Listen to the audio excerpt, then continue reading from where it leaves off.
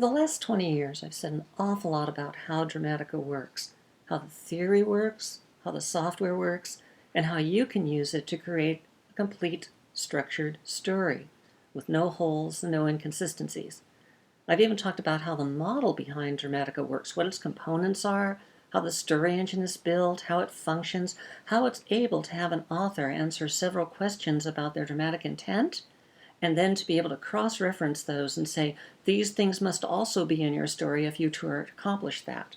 And also to say, this thing that you want to do is not consistent with what else you are trying to do. I've explained all the mechanisms of this until I'm blue in the face, which may just be the filter in this room, I don't know. But I've never taken the time to sit down and explain why it works. That's a different question. To begin with, why should it even be possible to structure stories? One time someone told me that the reason they got into stories in the first place was because of the mystery. They were a professor. And they said, I think I can speak for everyone here.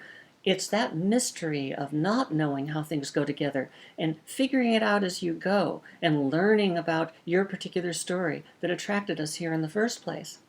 And I replied, being rather young and arrogant at the time, so if we have a model of how story structure actually functions that can be used as a tool to make sure story structure is perfectly sound, complete, and consistent, it should not be presented to students because it would ruin your mystery? Well, after that particular get-together, I understand from other sources that he told one of my partners, I never wanted to be in the same room with that woman again. And I don't blame him. We were young and arrogant at the time, but we knew what we had. We had a model that actually explained story structure. And so for these 20 years, I've talked about every component it has, every function it has, and how all the pieces to go together and how they work. But I've never really explained why it works. So, why should there be structure in the first place in stories? And even if there is, why Dramatica? In other words, step by step, why this component? Why is this in there? Why is this concept in there? Why is this function in there? Why is it? Why Dramatica? So I'm going to begin a new series now, and this is the first of these installments, to go into a little bit more detail of why Dramatica works. And to start with, and I think it's a good idea in general, is to go back to the early days before we knew about Dramatica, before we had created it, before we even had the beginning concepts. And not to talk about our journey. I've documented that elsewhere about how we came to our understanding. But talk about the questions we asked, the things we saw in the story, and thereby say, why did we choose to do this? Why did we choose to do that? Why did we choose to create this particular way of looking at things? Why did we model this part of Dramatica in that manner? And so, today I'll begin with the very beginning. Chris and I had made a horrible movie in 1979 and 1980. It's called The Strangeness. You can actually buy it on Amazon.com if you want. It was a terrible little horror movie. Not in its production. We had $25,000 and we made it look great, but it had a lot of story flaws. And so we decided we were going to do another movie, but before we did, we wanted to understand what had we done wrong so we wouldn't make the same mistakes all over again. Now, the two of us had both been at USC. I had recently left, and Chris was still there finishing up his degree. And we determined that everything we had learned in class was insufficient to really describe how stories worked, to describe what we should do to ensure that we had a sound structure. And so we decided to look at some well-known stories that we knew did work and see if we could find some consistent patterns among them. This appeared to us to be the most empirical method, both being logical folks. And so we started with Star Wars, because back in 1980-81, when we were doing this initially, Star Wars was probably the most popular movie of the last decade, and everybody knew it. And it seemed to work really well on all levels. So we began with characters. We started looking at the different characters. We looked at Luke, and we looked at Princess Leia, and Han Solo, and Darth Vader, and the whole cast of all the major players. Funny thing was, identifying the major players was a chore in itself, because we didn't know where the dividing line was between someone who was an important structural character and someone who wasn't. So the first thing is, why do we have the 8 archetypal characters we have in Dramatica? That's the first question I'll answer. We started going through and looking at everything from the droids to looking at the Empire and the Stormtroopers, and we finally came up with a list of 7 characters.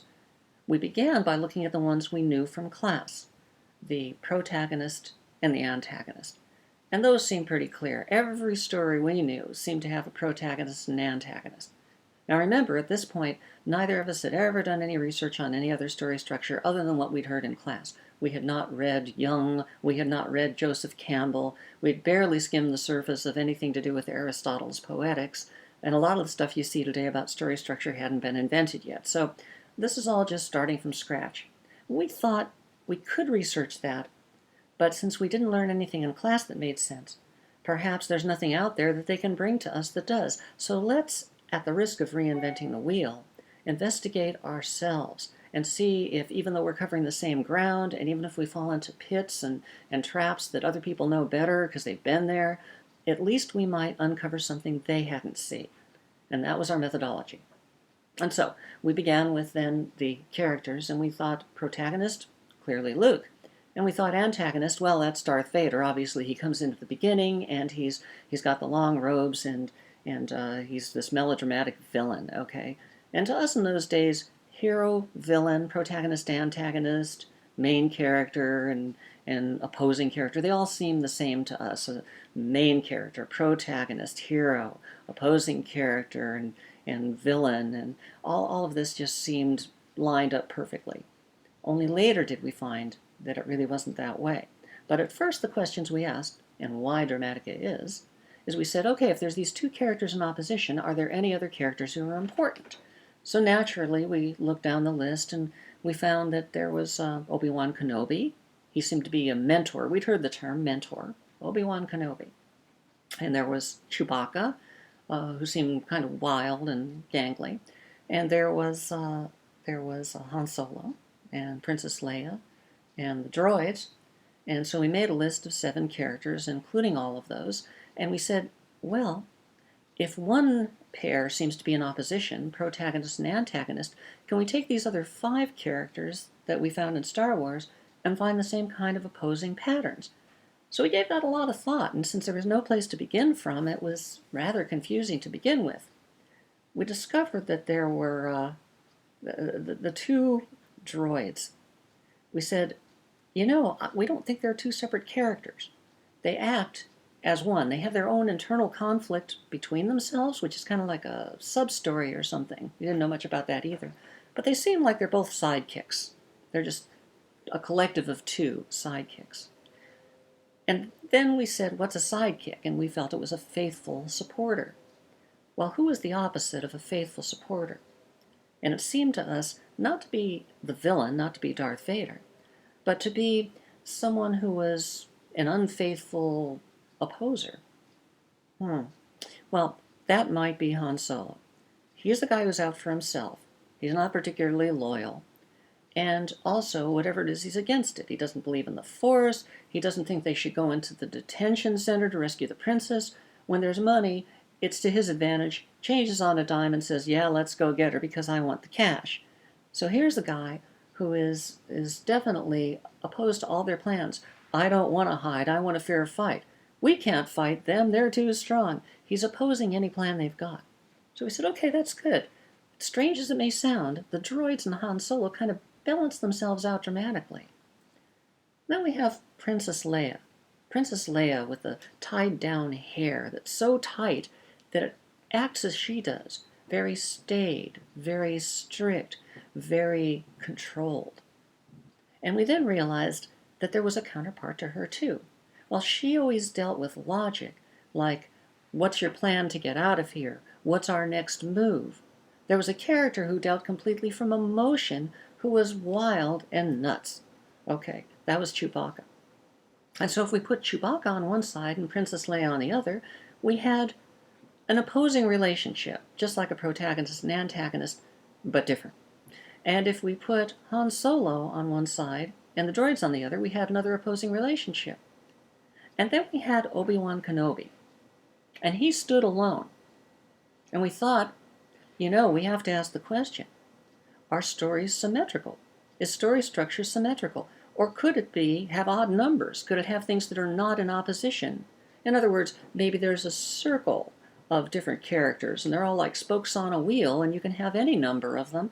Maybe we've just identified some, maybe in other stories we'll find others, but there don't have to be an even number. And just because we see two spokes on either end being opposed to each other, like protagonist and antagonist, or sidekick and Han Solo, who we named the skeptic, the sidekick and the skeptic, faithful supporter and doubting Thomas. And then we had Princess Leia and Chewbacca, who were kind of like intellect and emotion, or reason and emotion, intellect and feelings, two different aspects of what characters could represent. And here's good old Obi-Wan. And Obi-Wan, he was kind of the mentor. He was a protector. We ultimately called him a guardian.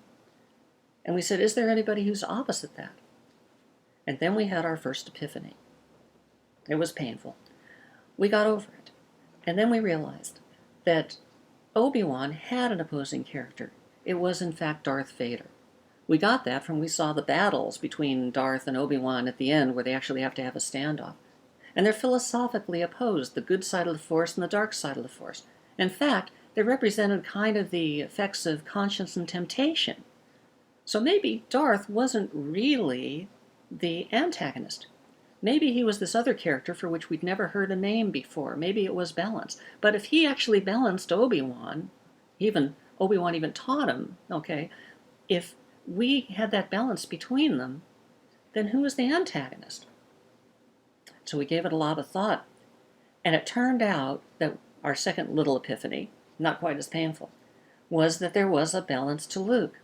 Luke wasn't against Darth, not in episode 4, the original Star Wars. He sort of is later on with the whole father thing at a personal level, but he wasn't against Darth directly. He was against the Empire. I hate the Empire. I want to fight the Empire. I want to go out there and do like Biggs does and fight them. And so we realized that the Empire, represented by the Grand Moff Tarkin, and all of his henchmen, who are the stormtroopers, are the real villains or the real antagonists of Star Wars. And that meant then that we had a protagonist, this hand, and an antagonist. We had a character representing reason and a character representing emotion, a character representing faithfulness or belief, confidence, and one who was a skeptic or a doubting Thomas or unfaithful. And we had this guardian mentor character, this good conscience, and a character who represented the dark side of the Force, who represented temptation, who screwed things up. We went back to Star Wars and looked around to see if that was true, and we found that Darth Vader even screws up his own people. Sort of like we'd heard the term trickster or a joker, someone who is messing with everybody, Loki. Okay, he was sort of that kind of a character because he would choke his own guys when they didn't believe in his stuff. And if we looked really carefully, we could see the scene when the Millennium Falcon is let go with a homing beacon, and they don't know they've got it. The Grand Moff Tarkin is sitting next to Darth Vader, and he says, "This had better work, Vader. I'm taking an awful risk." Well, if you think about it, that actually means that it's Vader's idea to put the homing beacon on and let him go so they can find the stolen plans to the Death Star, maybe even lead them to the rebellion. So Darth Vader, he's the one who came up with that plan. He's screwed up the monkey wrench in the works, the fly in the ointment. He's screwed up his own people, just as he screws up our folks by firing on them, by discovering what they're up to, by following them from one place to another. In other words, that's his function. So whereas we have the protective fellow in Obi-Wan, we have the one who opens you up to problems in the opposite. And there was no name for that character. So we looked at it, protagonist, antagonist, but this other character who's often the henchman, the primary henchman, is the way he's used. Doesn't have to be, but he's the way he's used in stories. We thought, what would be a good name for him? Because he looks sort of like a pseudo-antagonist, but he's against everybody. So we thought pro and con, contagonist. And that's why we named him Contagonist. Well, that's the end of this first part of Why Dramatica. It's the very beginning seminal ideas that structure has symmetry and that there are 8 characters, and these 8 characters represent opposing poles, and these opposing poles, all of them, end up with 4 different pairs, and that they come up with these archetypal characters. So in part 2, we're going to follow what we did next, which is to take those 8 characters and see if we could find them in another long-time popular movie. Because in these days we were just thinking movies. We didn't realize this is a theory of story. We thought it was just a theory of movie structure. Okay, so in the next one we'll look at this other movie and see if these archetypes we had held up, and if they didn't, where they didn't, why we made the choices we made that have now become part of the Dramatica theory. So, hope you like this series. Whether you do or not, part 2 is coming up soon.